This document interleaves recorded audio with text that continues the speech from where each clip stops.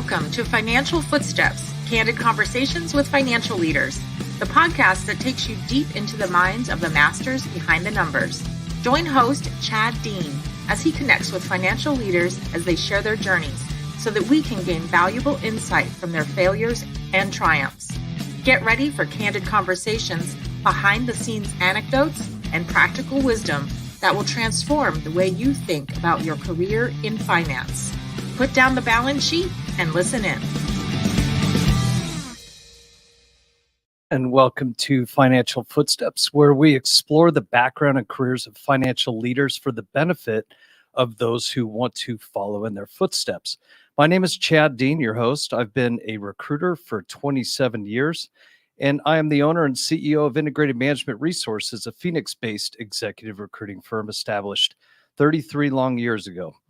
Integrated is the sponsor of this podcast today, and I'm very excited about our guest today, Lynn Behrman. Lynn has had a long career in finance and is full of wisdom that I know will be incredible and a great benefit to all of our listeners. Welcome, Lynn. Thank you. It's so great to be here. Absolutely. And we had a little bit of rain today. So this is, I think, the first podcast that I've done where we had rain. And so it's really exciting, right? Getting a little bit of rain in the valley. Yes, always. Everybody else is like, no more rain. And we like go out in it because we're very strange here. So let's start. We'll just kind of, tell us a little bit about yourself and family, that kind of thing. Sure. So I've lived in Arizona most of my life. Grew up in Flagstaff, which is a small college town a couple hours north of here. Played a lot of sports, went to college there, have been down here ever since I graduated. I have a 29-year-old son named Trey that lives in San Diego. And my parents are still here. And then I've got siblings elsewhere. My boyfriend, Andrew, and I love to do, road cycling. We spend a lot of time still in Flagstaff. Like to watch sports, do a lot of hiking, outdoorsy stuff when we have free time. Yeah, there's a lot of that going on up in Flagstaff, right? Lot. It's a very outdoorsy town. Yes, very. It's a fun fact about Flagstaff is they get a ton of snow up there, just the way it's positioned. And a lot of people don't know how high it is up there, the elevation. It's like 8,000 feet. It is. Yeah. So. We go skiing quite a bit up there. And last year was kind of the epic season that they've had for probably a couple decades. Yeah. I spent a lot of time up there. Actually had to get a bunch of stitches from an skiing accident. Oh no, that's never good. Yeah, I had to go down and sit in the ER room there in Flagstaff. Oh boy. So, well, that's great. I appreciate you sharing that. So you are currently, what are you doing right now? Absolutely nothing. So I was recently with True Blue Car Wash, Mm-hmm. which was a roll-up strategy for car washes. I joined the company when Goldman Sachs made an investment. At that time, they had about 20 washes and 30 million in revenue. And fast forward 5 years, we got up to 71 washes and 98 million in revenue. We went out to sell the business. It was, owned by private equity. So we went out to sell the business in early 2022. It took a whole year to sell the company for a whole variety of reasons, but successfully sold the company to Circle K and closed the deal in February. And prior to that, I was with PCA Skin, which is another company headquartered here in Scottsdale. Sold that company to Colgate-Palmolive. So back to back, I felt like I needed a little time off.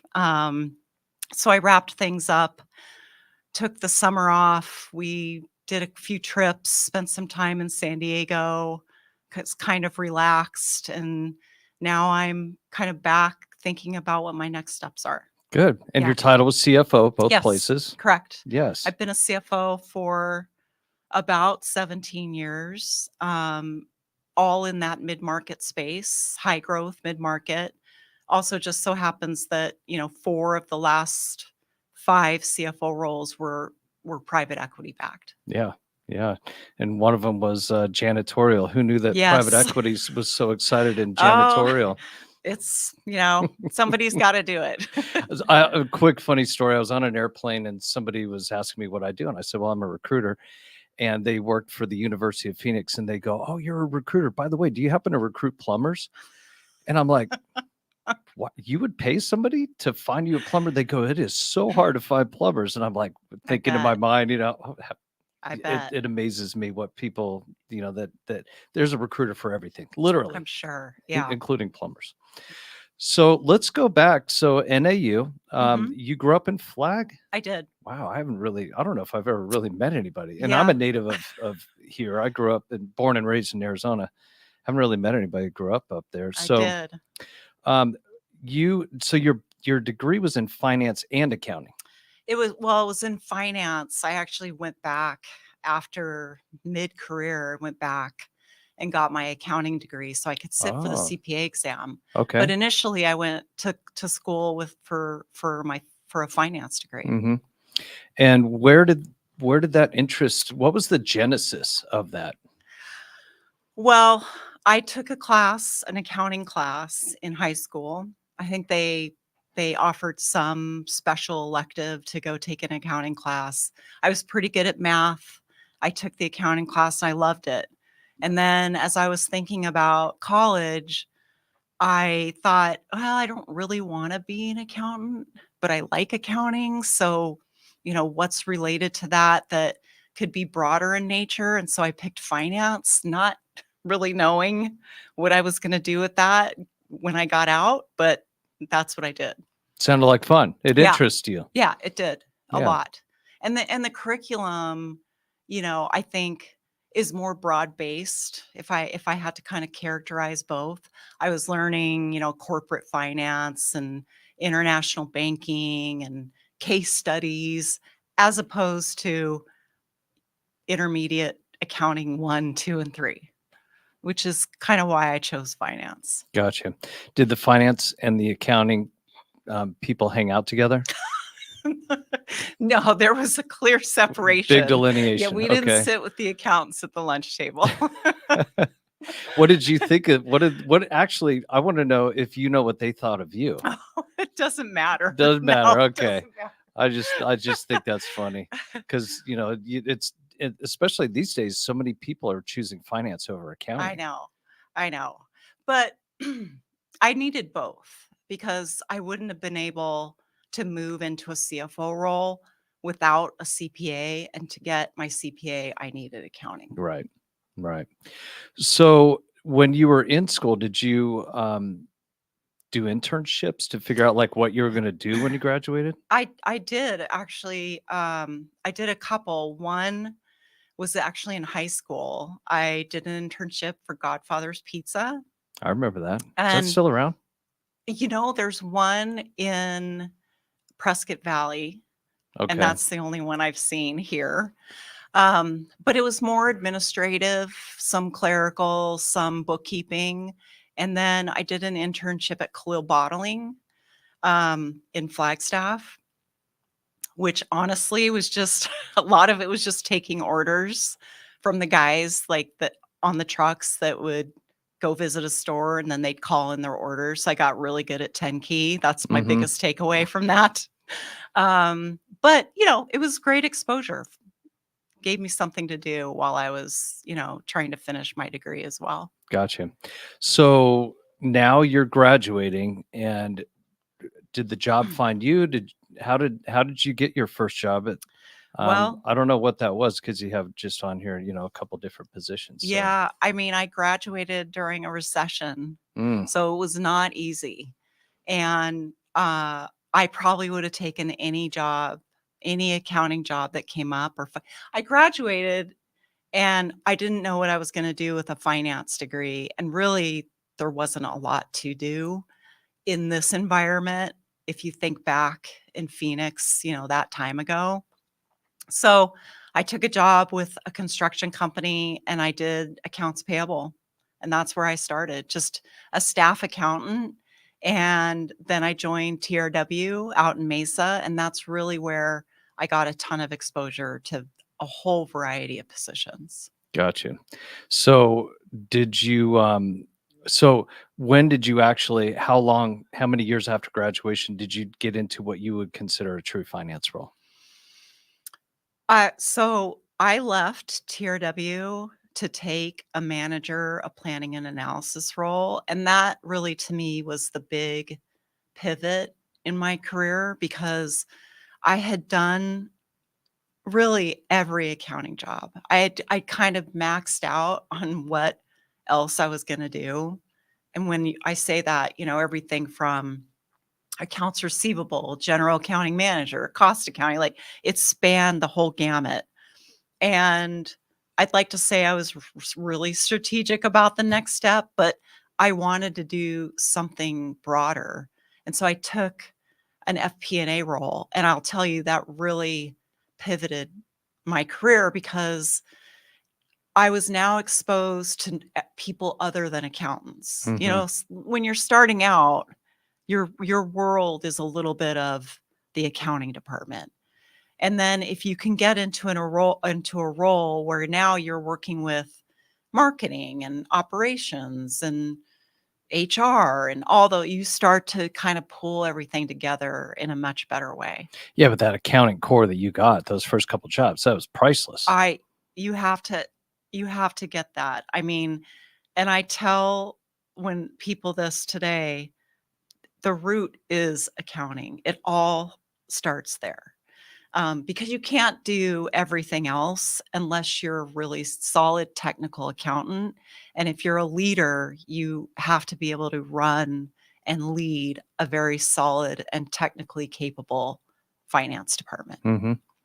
So you went into this FP&A role. Was that model building and forecasting and the Yeah, it typical? was it was forecasting, budgeting, working with the VP of business development on new channels. It was like square inch analysis because we had some print. So it was just everything, which was great because you got to see so many different things. Mhm. I I have an MBA and an undergrad in biology, which has nothing to do with anything really in business, and then an MBA. And in my MBA, I learned how to model and I Uh-huh. learned Excel. And I'm thinking to myself these days, how in the world did they build any models before Excel? Before you could just change Ye- one cell and then it Absolutely. changes everything else. I don't know what they did back in the day, but it's interesting. Well, when you have to build it from scratch, you definitely figure it out, Yeah, you know? that's for sure. So um knowing what you know now, when you were getting your degree, would you have done a double major of finance and accounting? I thought about that as I was preparing to come on the podcast, and that's probably what I would have done if I would have known where I was gonna go. I thought, well, maybe I just would have not done the finance and I would have done the accounting. But really, the finance degree allowed me to think about what could be, what I could do, the possibilities. And I'm not sure that just solely an accounting degree would have given me that.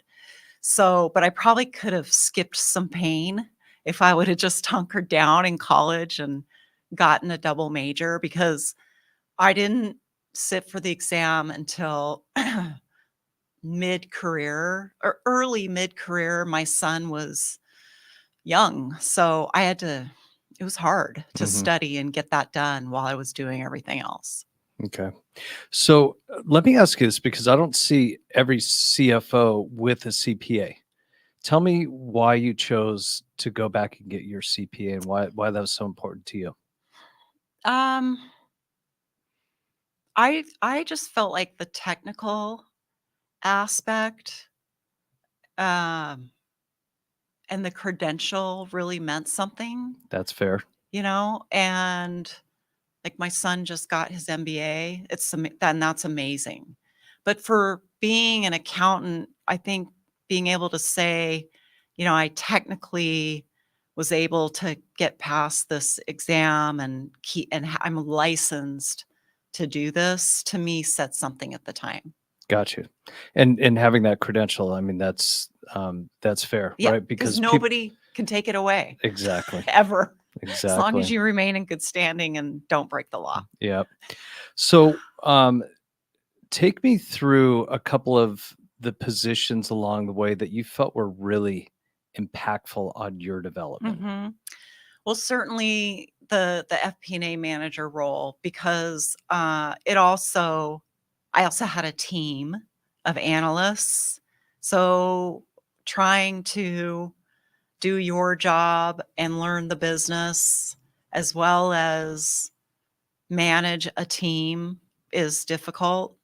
But that role was very impactful. Also, because I got to spend time, as I mentioned before, with other people and the leadership team. And you get to hear, when you do that, you hear about what's going on in the company and what's going right, what's going wrong. And you really get a lot of insight into how leaders are thinking about the next steps in the company's journey. Probably the next critical role was my first CFO position at a PE backed company, because I had no idea what I was getting into. No idea. Was not prepared necessarily for what was about to happen, and what was expected of me. But I did really like the expectation and the pace and all that comes with that. But the hustle and the grind is real. How did you get that job without any experience? I got a call. I got a call from a recruiter out of Chicago that worked with a PE firm that was based there, and they had just bought a retail janitorial company, and it was a pool position. So, in other words, I wasn't quite qualified for it, probably, but instead of bringing a candidate on that had been doing that for 10 years, they felt like someone would be better that, was kind of hungry and wanted to take the next step and ambitious. And so there were a lot of things I had no idea how to do or what it was about, but I worked really, really hard at figuring those things out. And what about mentorship there? How was the leadership? It's interesting because um, private equity sponsors can fall all across the range of involvement.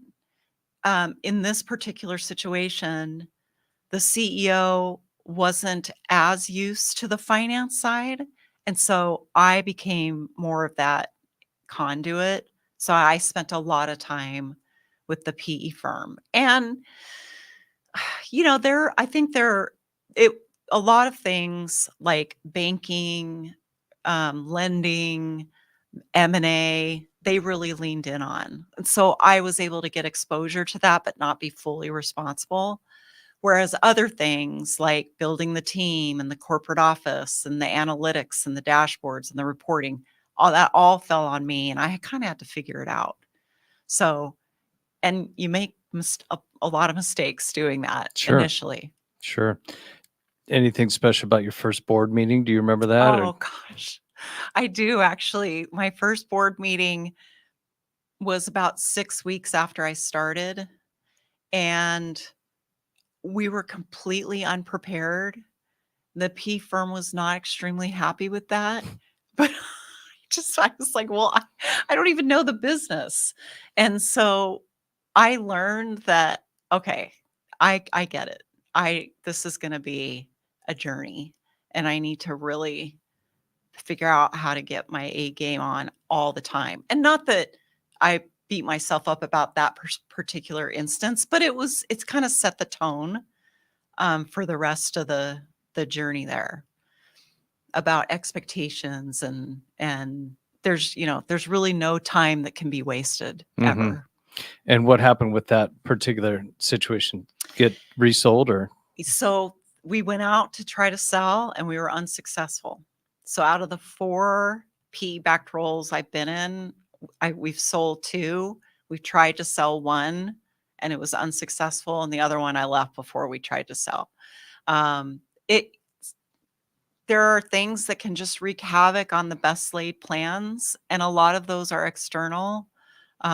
What's happening in the marketplace, what your customers are doing. At that time, we were cleaning retail grocery stores 7 days a week, and retailers started feeling the penny pinch, and they figured out, I don't have to clean the grocery stores, so I can do it 3 days a week and 2 days a week.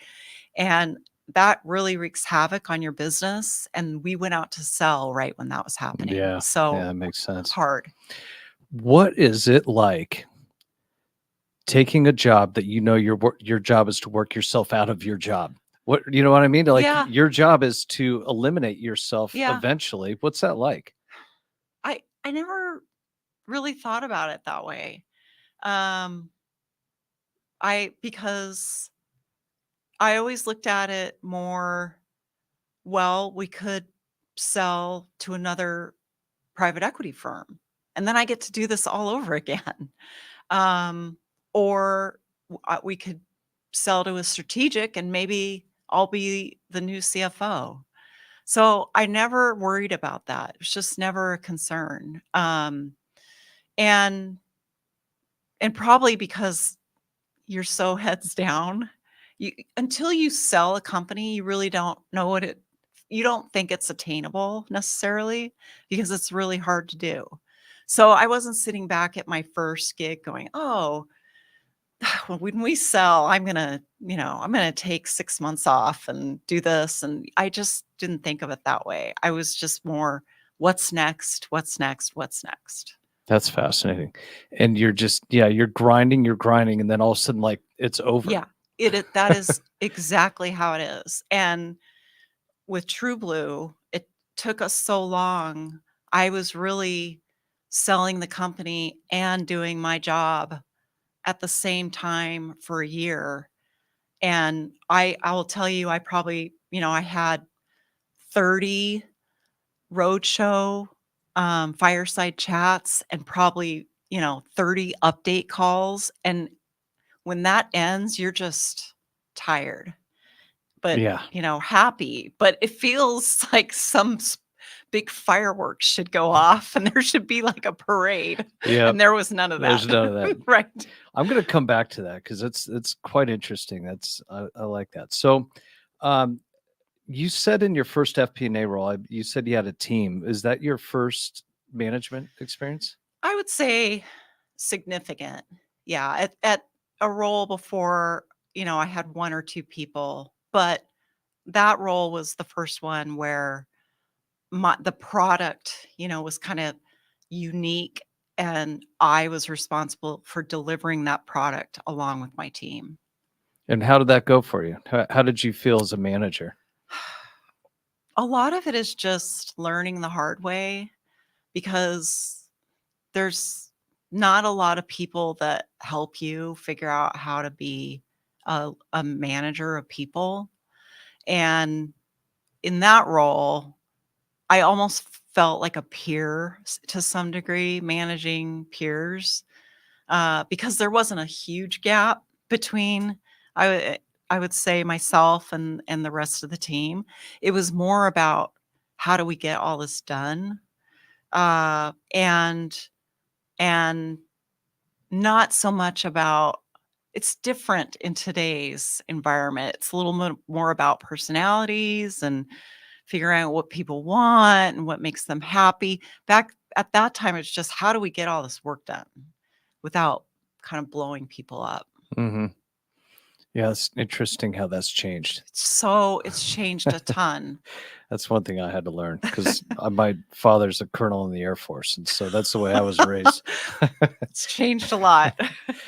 So, do you think that you are a natural leader, or did you I have to grow into it? I had to grow into it. I definitely think I'm a leader by example. I would say people that have worked for me will say I'm one of the hardest working people they I have know. no doubt Like, listening to your story so far. just, and I know what people do. I think that's really important, that I can go out and I know what that person is doing in accounts payable and that person is doing in billing. They probably can't say that about every CFO because you have other things to do. Um, but I do think that I spend a lot of time making sure I can answer questions, that I'm always available, and that I know what everybody's doing. And they feel that as well.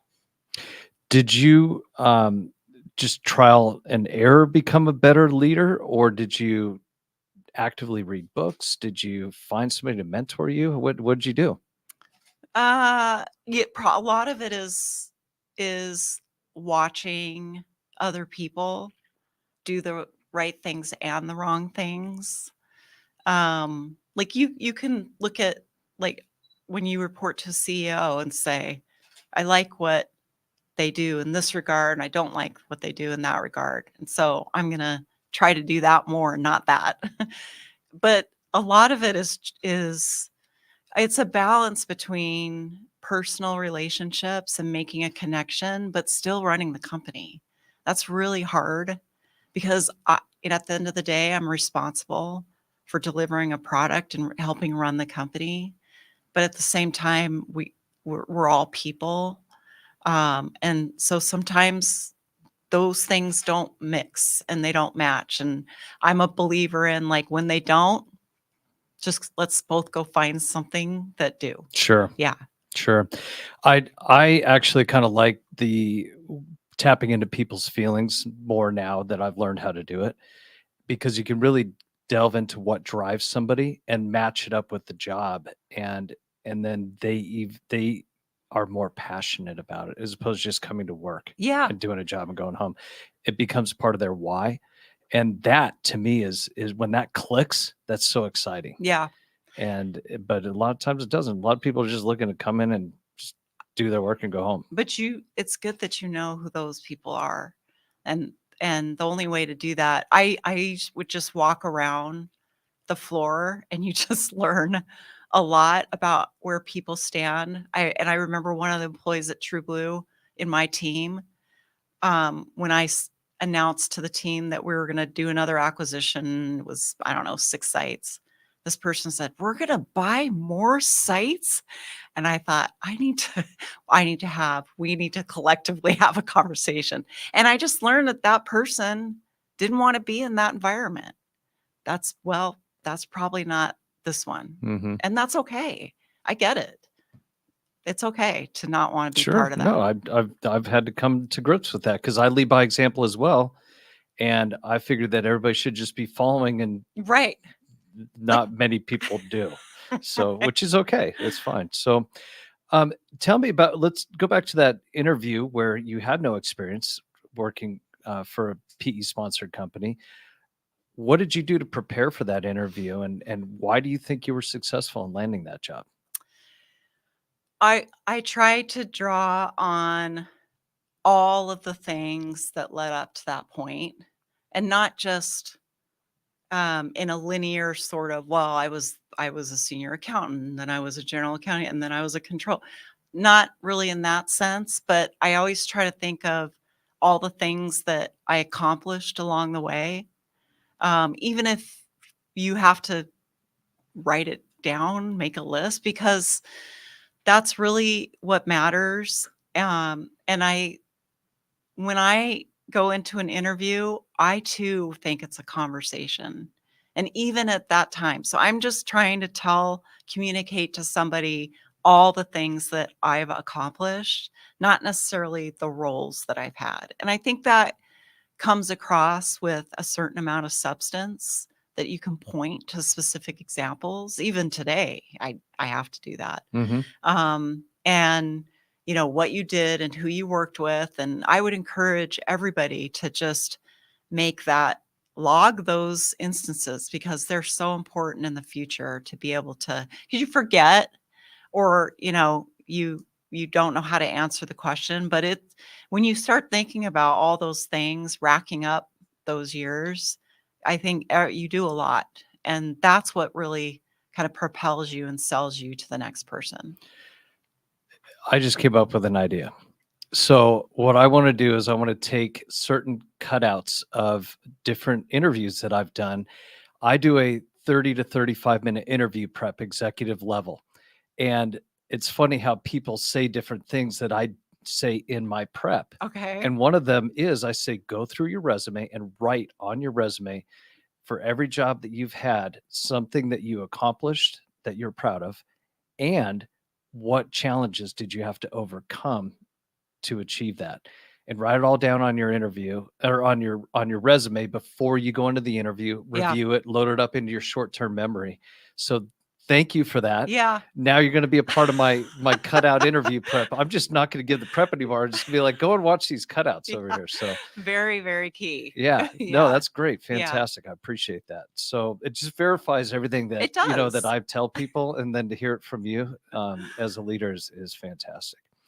So I think kind of you just nailed it on the head, but it's in terms of, other than going through and looking at their achievements, what else would you give to someone interviewing for their first leadership position? What kind of advice would you give them? I think it's important for people to sit down and figure out what's important to them in the role. And that does two things. One, it answers questions about whether you want to work for that person or that company.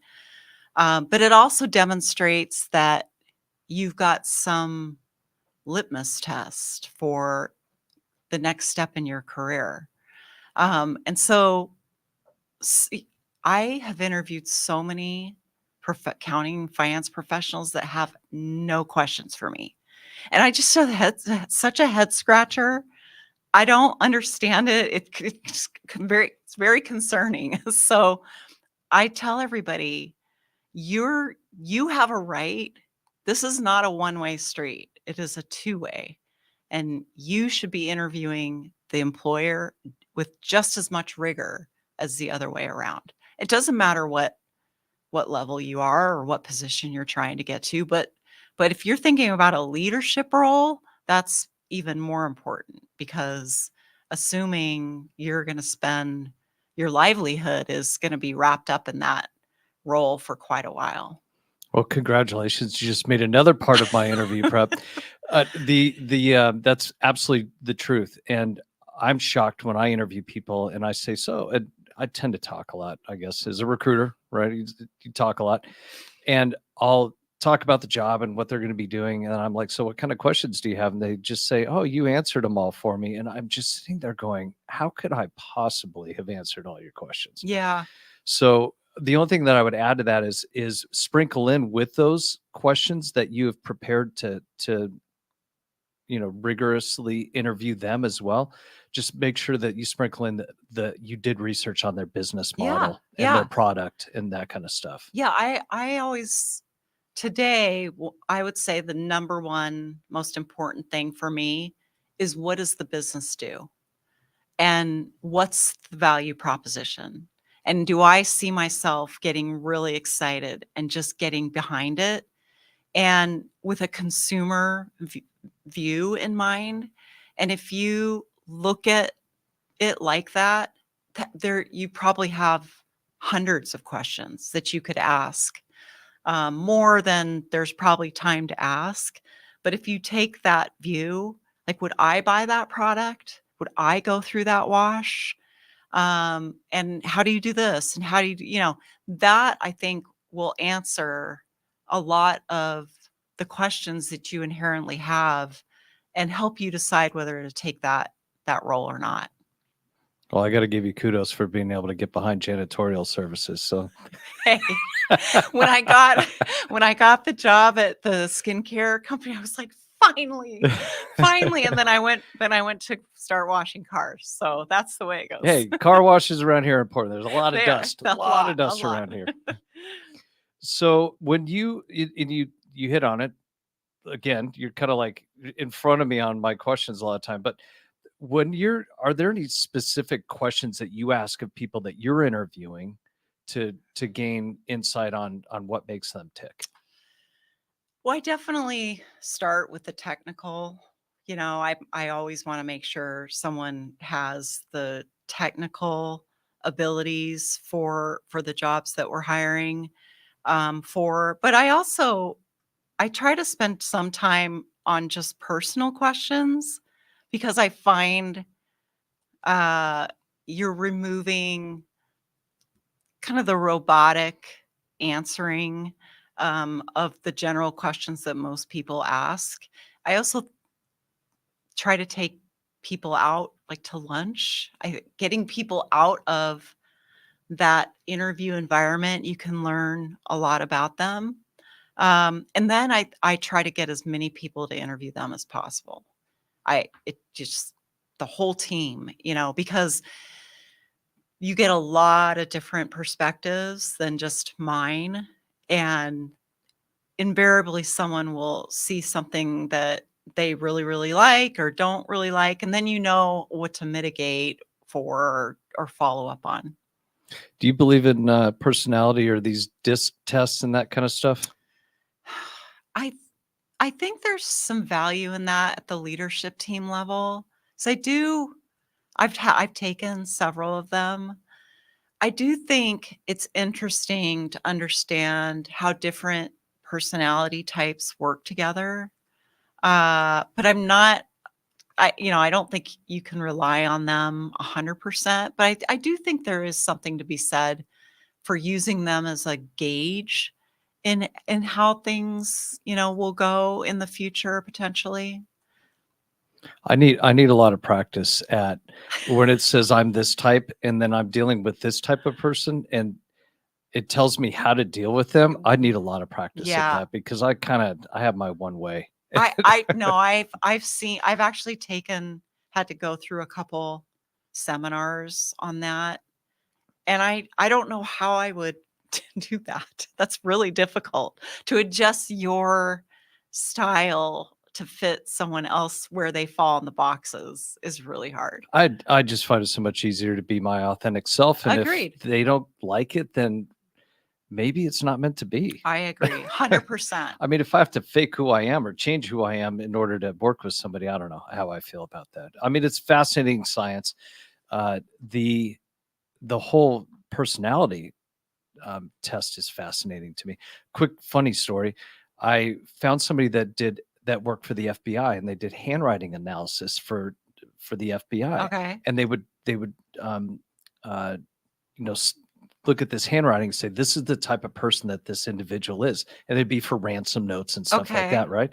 So he went and he's now retired, but he's here in Phoenix and he did personality tests.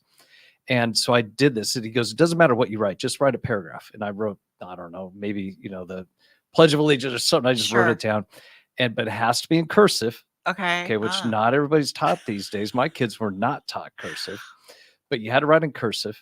And we got the personality whole thing back, and I'm reading it and I'm like, oh yeah, that sounds like me. That sounds like me. Blah, blah. And I get down to this part that says, you are almost on the far end of impatience that there is. And I'm looking at that, I'm like, that's totally wrong. And so I went home and I was talking to my wife that evening and I said, hey, they nailed me on this and this and this. Is fascinating. Like how, but it did get one thing wrong. It says that I'm highly impatient. My wife looks at me, she goes, you're one of the most impatient people I know. I go, what are you talking about? And she names off all these examples. And I go, that's impatience? She goes, yes. That's awesome. So Wow. I was mistaking forgiveness for patience, and they're two different things. And so now that I look at it, I'm like, oh yeah, Very I need interesting. more patience. But that pulled it out, and thankfully I did that because I learned something about myself. Yeah. So, what would you go back and tell your younger self? Uh, well, I mean, it's definitely, hey, keep working really hard because it's going to pay off. Because you don't, at the time, you're, you're not looking 10, 15 years out. You're just trying to get through the next 6 months. So, um, maybe, take a few more risks. I'm pretty risk adverse person. And you tend to risk adverse people maybe tend to stay at roles longer than they maybe should, or companies that they maybe should move on at, so maybe take some more risks. I stayed in Phoenix my whole career. That was difficult. There wasn't always as many opportunities. So there, I could have told my younger self something about that, but that's probably about it. Okay. Yeah. So, um, I want to know why, besides hard work, what other component of you makes you successful? Why do people choose you for the next leadership position? Why do you feel what is it about you besides the hard work? Yeah. Uh, One, I have probably a high pursuit of excellence kind of mantra. I'm sure some people don't like that I've worked with. There there's nothing wrong with expecting those around you in a corporate setting to always want to be excellent, deliver the best product and the best service. Like, that should be a given, assumed. It's not, but it should be. And so I really behave like that. I carry myself in that manner. I I probably raise my hand more than other people. Like, I think that served me well throughout my career. You're sitting in a staff meeting, and you're talking about something that needs to get done to solve a problem. And, oh, how are we going to get this done? Everybody kind of like, you know, they do the look down. I just raised my hand all the time because I felt like I was getting more knowledge, an additional item to put under my tent.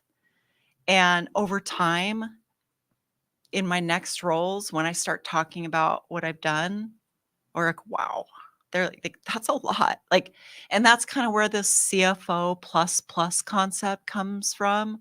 Not accounting is just the basis, it's just the jumping off point. But today, you have to have exposure in HR and risk management and payroll and insurance and technology.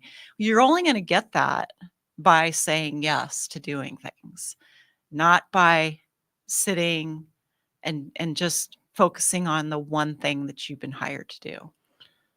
Now, raising your hand, is that not risky? You say you're risk averse. Is that not risky, raising your hand if you don't know how to do something? Well, I can do anything. Got it. It's confidence then. Yeah. Yeah. I'm pretty sure I can do just about anything. If I work hard at it, I can figure it out. Now, I mean, I couldn't join like NASA and raise my hand, but in a business setting, Right. I'm pretty sure that I can either ask somebody or talk to somebody about how to call somebody, or just figure it out on my own. But I'm pretty confident in that. If you don't believe you can do it, you never will do it. You Right. won't accomplish it. So You're you have right. to believe, and Yeah. you have to have confidence. You're right. And there were definitely times where I probably didn't do a perfect job, but somebody had to do it. And I think it's a great indication of leadership to want to just solve a problem as opposed to talking about a problem. Stop talking about it and just do it. I think that's a great representation of being a leader, is doing that. And I had I have employees. I had employees that would do that. I thought it was awesome. They were really, really busy, but somehow they would fit in something extra. And I thought that was great. Are you good at delegating? Or were you good at delegating in the beginning? Um, to Yes, like, just as a function of necessity. Um, but my style is delegate but check until you trust the outcome, and then you don't have to check anymore. Because at the end of the day, it's your brand and your face on the product. So I'm not going to put out a bad product, and if I need to check everything, then I'm going to do it until I feel like I don't need to do that anymore. Gotcha.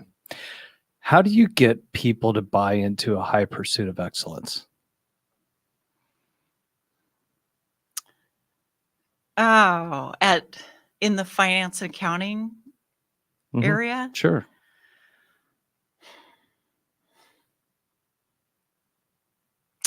Well, that's a tough question. I think it can be personal. Like, you have to motivate them. Some people you have to motivate through, some people just want to do that, an excellent job. So it's not hard to motivate them or get them on board because that's how they're wired and that's how they're driven. Other people know that you have to do it, but they maybe don't, but it's a requirement of the job. I think you have to approach everyone different, but it's certainly setting the example of wanting to achieve that, even if you maybe fall short sometimes. I always tell my team, we can control what we put out as our work product, and it is going to be amazing. I can't control what the packaging looks like on for our new product. I can give input, but I can't control that. But we are going to control this output, and it's going to be amazing. And I think people inherently want to do that. I don't think there's a ton of people who are like, I don't care if I put it just crappy product or not.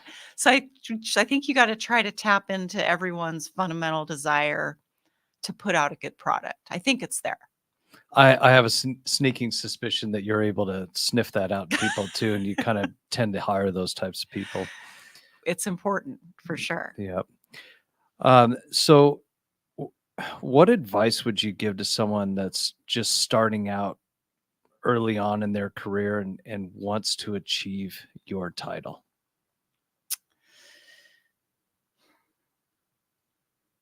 Well, I think first, don't focus so much about the money.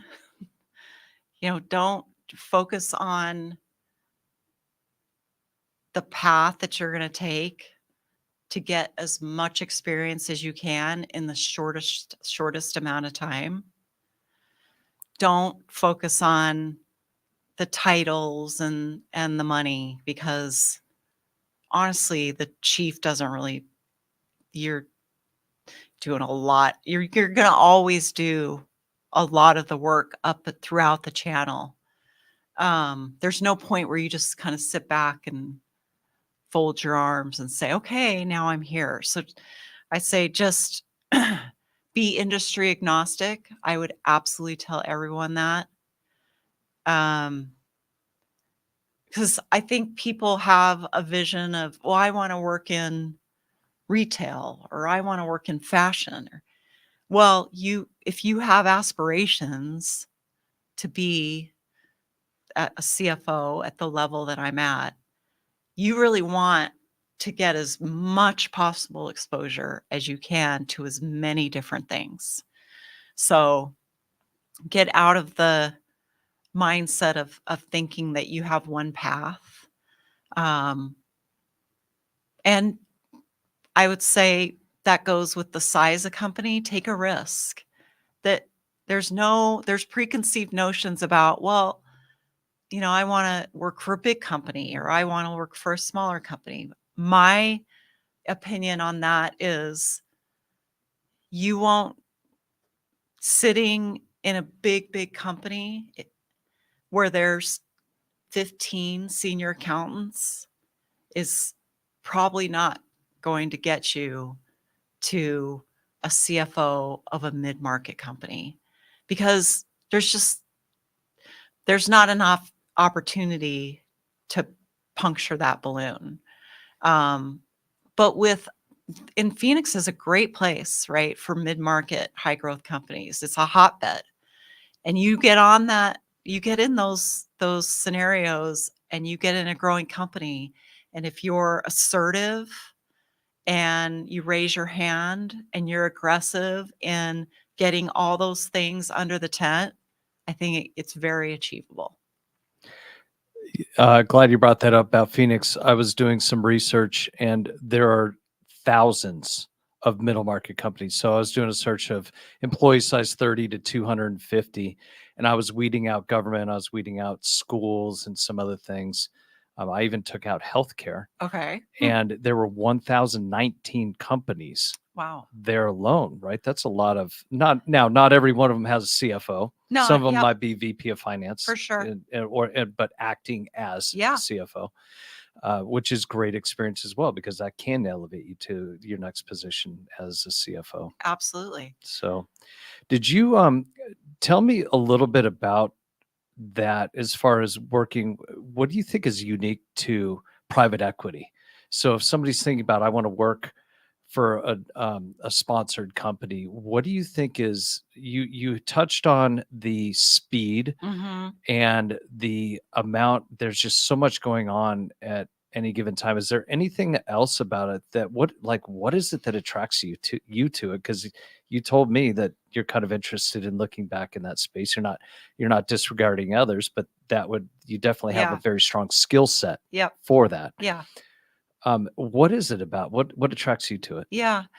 Well, everybody has the same goal in mind. One, because a private equity firm, I know you know this, but private equity firm has funds and they're investing their investors' money, and with the anticipation of selling the company and getting a return, right? So everybody on the leadership team knows that that's the goal. There's no conflicting interests. There's no, well, I don't want to do that. Well, I do. No, everybody knows that that's what you're trying to do.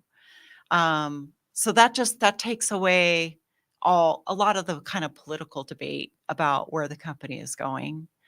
Um, M&A is very common in PE sponsored companies, which is fascinating and exciting. And a whole nother skill set that just that takes up your time, and I think really exposes you to more on the PE side. Um, and honestly, like, you're getting rewarded for your sweat equity.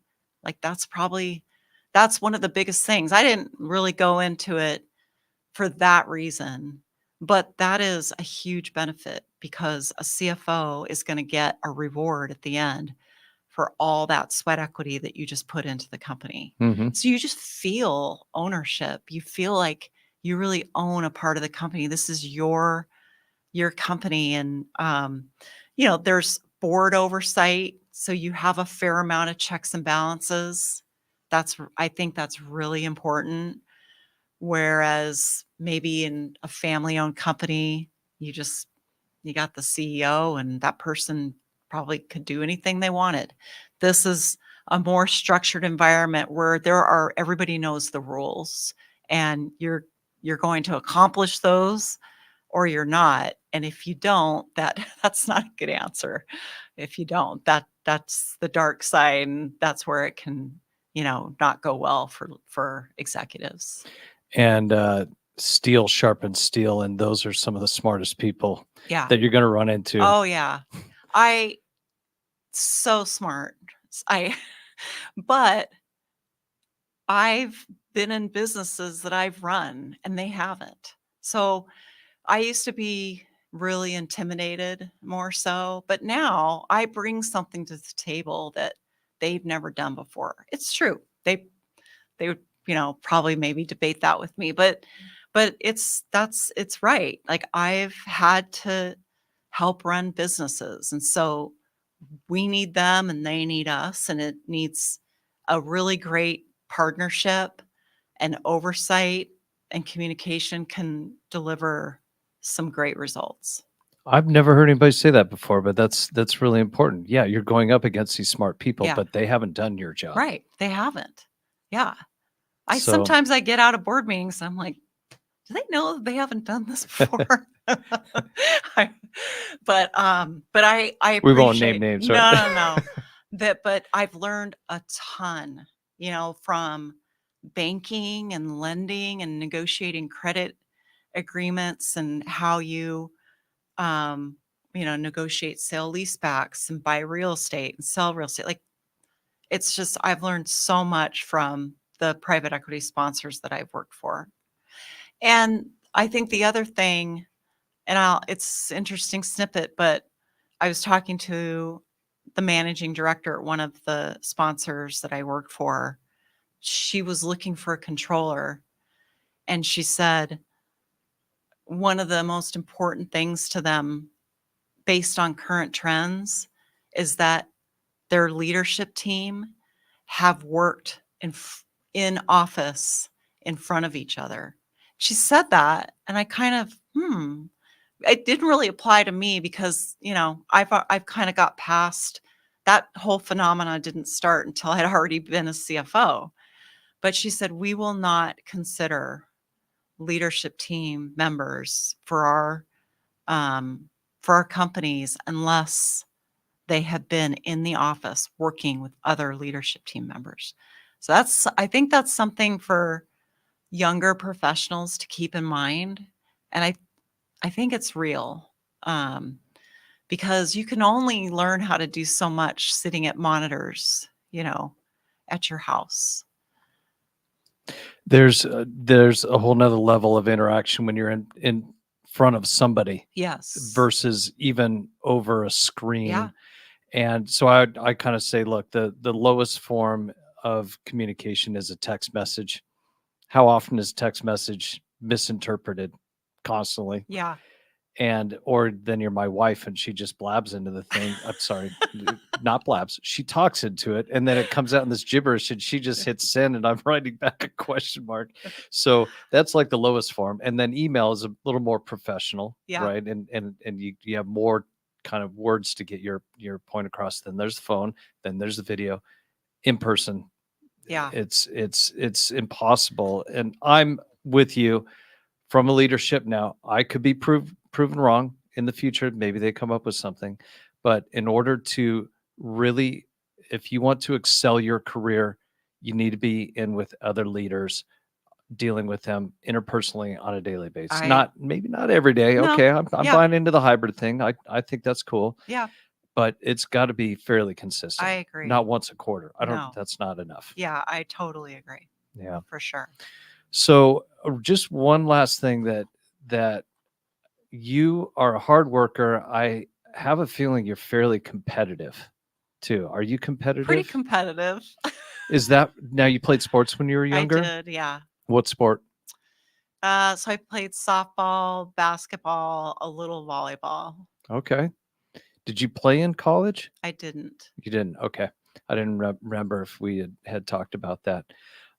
Yeah, sports definitely brings out competitiveness, and I could sense that in you.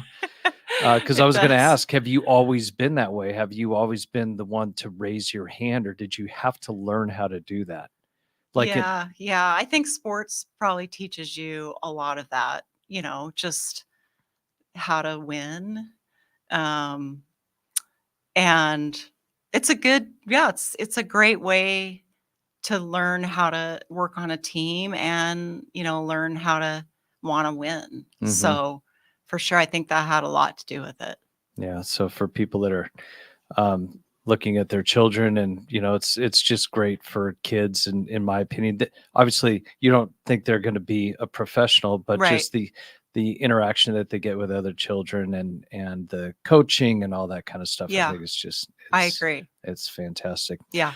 Well, if you can believe it, our time is up. Oh, wow. Okay. We have covered a lot have. here, and I am so excited for the feedback that we're going to get on this, because you gave some incredible insights. Well, thank you. And I really do appreciate you sharing and opening up yourself to that, because you're going to help a lot of people. Oh, I hope so. It was a pleasure, and I think people entering a profession need as much guidance and advice as they can get. So hopefully I gave a couple snippets that will help. You did. You did. Great. So the cat's out of the bag. You're kind of looking for your next I opportunity. am. And so let's say students want to reach out to you about maybe something a little bit deeper on what we talked about. Or maybe somebody would like to reach out to you about potentially talking to you about coming to work for their company. How do you suggest that they get in touch with you? Yeah, I mean, I'm on LinkedIn. They can ping me on LinkedIn. I'm fine with you guys sharing my email address as well. If people want to just shoot me an email, I'm happy to answer any questions or help any way I can. Okay. And if anybody wants to get a hold of me, I am a recruiter, so I live on LinkedIn every day. And so they can also reach me on LinkedIn, or you can just Google Chad Dean Integrated Management, and I'm fairly certain I come up number one. So Lynn, thank you, and enjoy the holidays. They're right on top of us here. They are. And enjoy the rain. And thank you again very much for your time. Thank you. Thanks for having me. It was great. Thank you for joining us on this episode of Financial Footsteps, Candid Conversations with Financial Leaders. We encourage you to apply the knowledge and wisdom shared in these conversations to your own career. If you enjoyed this episode, be sure to subscribe to our podcast and leave a review. Your feedback is important to us as we continue to bring you more candid conversations and thought-provoking insights from successful financial leaders.